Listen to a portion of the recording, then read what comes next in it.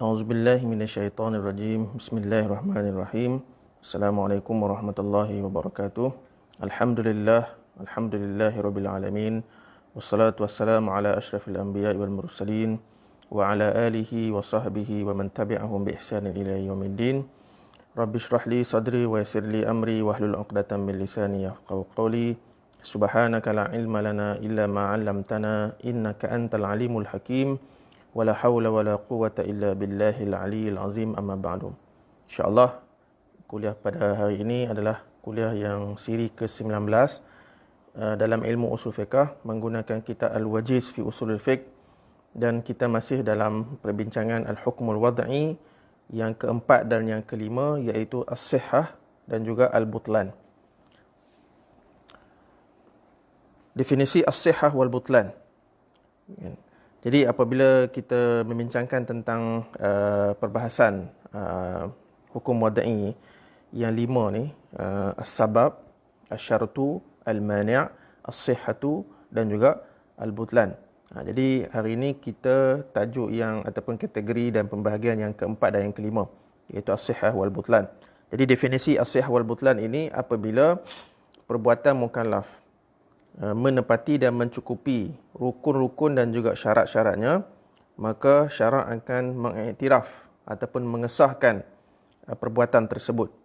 Manakala sebaliknya, apabila perbuatan mukallaf itu berlaku tetapi tidak mencukupi syarat ataupun rukun, maka syarak akan menyatakan perkara itu tidak sah, ataupun dalam arti kata yang lain, perkara itu akan terbatal.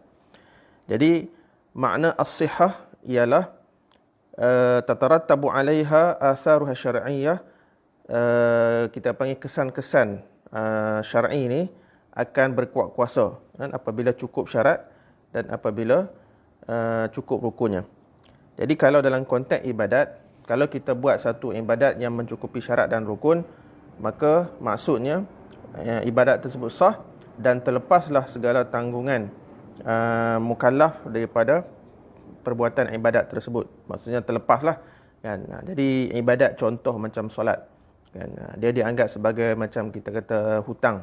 Apabila kita melaksanakan solat itu dengan cukup syarat, cukup rukunnya, maka solat kita sah dan terlepaslah bebanan kita yang sepatutnya kita buat.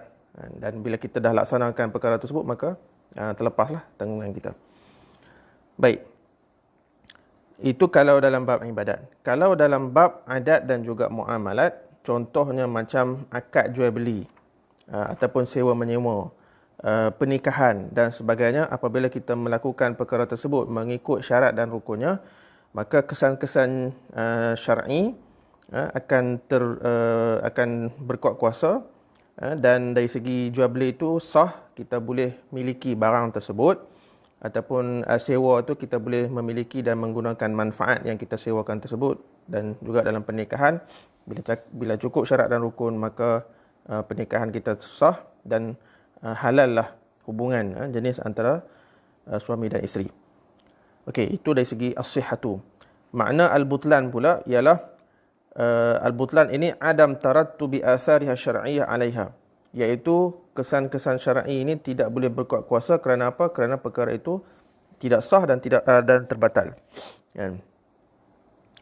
Okey, contohnya macam dalam bab ibadat. Apabila kita melakukan satu ibadat tetapi tidak mencukupi syarat dan rukunnya, maka ia tidak dianggap sah ataupun dianggap batal, dan tanggungan si mukallaf itu masih belum terlepas. Maksudnya dia masih perlu melaksanakan ibadat tersebut. Manakala dalam bab muamalat, apabila kita melakukan satu transaksi yang tidak mencukupi syarat dan rukun, maka tidak akan berlaku apa-apa kesan dari segi bolehnya kita memiliki barang tersebut. Contoh dalam akad jual beli kan. Jadi bila kita kata jual beli itu tidak sah, maka kita tidak boleh memiliki barang yang kita nak beli tu. Kenapa? Kerana akad tu tidak berjalan dengan sepatutnya. Baik. Okey, persoalan berikutnya, adakah as-sihhatu wal butlan ini ia terletak dalam hukum taklifi ke sepatutnya, ataupun terletak dalam hukum wad'i? Baik. Jadi ini adalah khilaf di kalangan para usuliyin kita, sebahagian daripada ulama usul menyatakan bahawa as-sihah dan juga al-butlan ini duduk di dalam perbahasan hukum taklifi. Kerana apa? Kerana dia mempunyai hukum dari segi keharusan tu. Ya, keharusan memiliki sesuatu ataupun pengharaman untuk memiliki ataupun tidak sah sesuatu perkara tersebut. Jadi hukum haram ia terletak dalam hukum taklifi. Ya, itu hujah segelintir ulama usul. Namun pendapat ini tertolak kerana apa? Kerana bila kita kata al-bai', kan, jual beli ni kan, dia ada kita panggil konsep al-khiyar. Jadi bila konsep al-khiyar ni pada peringkat permulaan kita telah melakukan akad jual beli. Okey. Kemudian jual beli tu dah sah lah. Okey. Tetapi rupanya barang tu ada cacat ataupun rosak. So kita nak kembalikan barang tersebut kepada pembeli. Jadi ini dikatakan ada konsep al-khiyar, iaitu kita boleh kembalikan barang yang kita beli tu disebabkan ada kecacatan ataupun kerosakan. Jadi kalau kita katakan ia adalah hukum taklifi, maka bila berlaku sahaja akad jual beli itu, maka barang tu jadi milik kita. Okey, jadi kita harus menggunakan barang tersebut, kan. Tetapi memandangkan ada konsep khiyar, jadi kita boleh bagi balik barang tersebut walaupun pada peringkat permulaan tadi akad tu dah sah lah, kan. Jadi ini kita panggil jawapan kepada ulama yang menyatakan bahawa as-sihah dan al-butlan itu terletak di bawah perbahasan hukum taklifi, kan. Tetapi pendapat yang ditarjihkan oleh oleh Dr. Abdul Karim Zaidan dalam kitab Al-Wajiz ini, beliau menyatakan bahawa hukum as-sihah dan juga al-butlan ini sebenarnya terletak dalam perbahasan hukum wadai. Kerana apa? Kerana syarak memberi hukum adanya kaitan antara satu perkara dengan satu perkara yang lain, di mana perkara yang kita nak buat itu disyaratkan ataupun ada rukun-rukunnya yang perlu kita patuhi dan perlu kita penuhi syarat dan rukun tersebut. Okey, kalau kita tidak penuhi syarat dan rukun tersebut, maka perbuatan yang kita nak lakukan itu dianggap tidak sah ataupun terbatal. Dan sebab itulah Dr. Abdul Karim Zaidan mentarjihkan pandangan yang mengatakan bahawa as-sihah dan juga al-butlan ini terletak di bawah kategori hukum wad'i. Okey. Kerana apa? Dalam as-sihah wal butlan itu dia tidak ada kita panggil tuntutan untuk buat, dia tidak ada tuntutan untuk tinggal dan tidak ada takhir yang ataupun pilihan untuk kita buat. Tetapi Allah meletakkan satu kait, satu ikatan, satu syarat ataupun satu sifat antara satu benda dengan satu benda yang lain.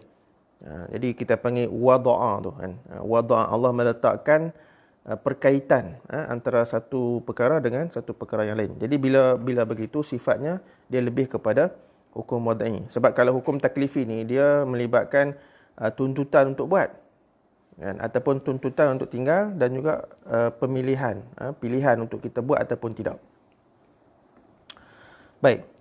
Kemudian maksud al-butlan dan juga al-fasad. Okey, istilah al-butlan dan juga al-fasad ini adalah satu istilah yang sering digunakan dalam fiqh dan juga usul fiqh. Dan pengertian al-butlan, istilah al-butlan dan juga al-fasad ini pada pandangan jumhur usuliyin, ini maksudnya mazhab Maliki, mazhab Syafi'i dan juga mazhab Hambali, menyatakan istilah butlan dan juga al-fasad ini maksudnya sama.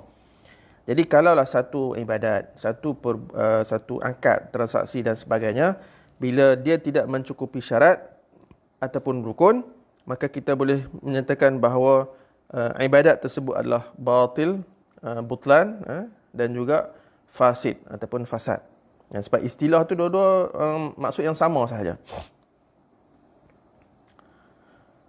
Okey, contohnya jualan orang gila adalah batil ataupun adalah fasid. Kan, kita boleh sebut istilah itu jualan orang gila ni adalah terbatal ataupun fasid, kan. Sebab istilah dia, makna dia sama sahaja. Kemudian menjual barang yang tiada dalam majlis akad, kan. Kita jual barang yang tak ada dalam majlis akad, ataupun kita menjual bangkai, dikatakan mengikut pandangan jumhur batilun atau fasidun, kan. Batal dan juga fasad, maksudnya sama. Okey. Tetapi pada pandangan mazhab Hanafi, dan pada pandangan mazhab Hanafi, mereka memperincikan tentang istilah al-butlan dan juga al-fasad, di mana di sisi ulama Hanafi, mereka menyatakan bahawa kalau dalam bab ibadat, mereka pecah, mereka perincikan, mereka detailkan. Kalau dalam bab ibadat, kalau ibadat itu tidak cukup rukun atau tidak cukup syaratnya, contoh tak cukup rukun, semayang tanpa rokok, tak cukup syarat, semayang tanpa wuduk, maka dalam kedua-dua keadaan ini, dalam bab ibadat boleh digunakan istilah solat itu batal dan juga solat itu fasad. Okey, dalam bab ibadat, mazhab Hanafi sama pendapat dengan mazhab jumhur, iaitu istilah butlan dan fasad ni maknanya sama. Namun dalam bab muamalat, kan, ulama Hanafi menyatakan bahawa sekiranya transaksi itu, contoh kita ambil jual belilah, kan, kalau dalam jual beli tak cukup rukun, kan, maka apabila tak cukup rukun, maka jual beli itu adalah terbatal, kan, dan tidak akan berlaku apa-apa kesan dari segi pemilikan harta tersebut. Jadi kita nak beli barang tersebut, kalau barang tak ada, dan kita nak beli macam mana barang tak ada, kan. Jadi ini dah melibatkan, kita panggil rukun akad jual beli tu, maka jual beli itu dinamakan batil ataupun butlan, kan, terbatal, tidak sah. Contohnya macam jual beli orang gila, ataupun menjual bangkai, ataupun bernikah dengan mahram, kan. Okey, itu yang pertama. Namun dalam situasi yang lain, apabila dah cukup syarat, apabila dah cukup rukun, apabila dah cukup rukun-rukun dalam jual beli itu, tetapi jual beli itu tidak mencukupi syarat, dia ada rukun, dia ada syarat, kan, maka jual beli ini dinamakan fasid, iaitu fasad sahaja, dia sah tapi fasad, kan, dan dia tergantung. Maksudnya tidak perlu angkat baru, kita boleh pakai angkat yang lama tu, tetapi dia masih belum boleh berkuat kuasa sehingga, kan, sehingga orang yang melakukan angkat tersebut mengesahkannya, kan. Contoh macam apa? Contoh macam jual beli dengan harga yang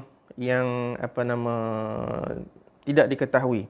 Contoh begini, Ahmad berkata kepada Ali, Ali, aku nak jual handphone ni, kan.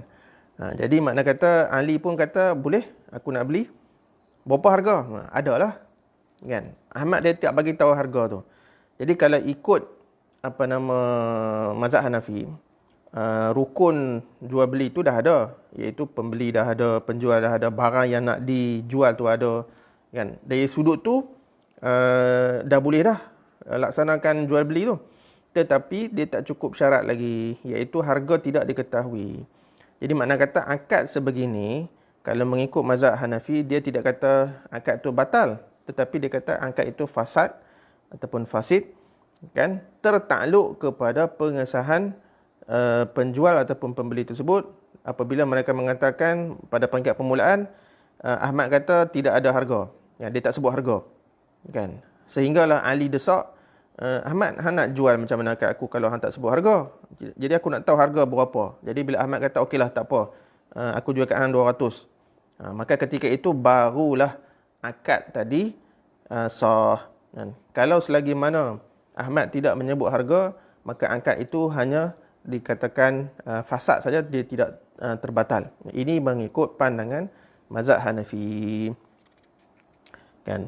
Jadi kesimpulan dalam kita panggil istilah, kan?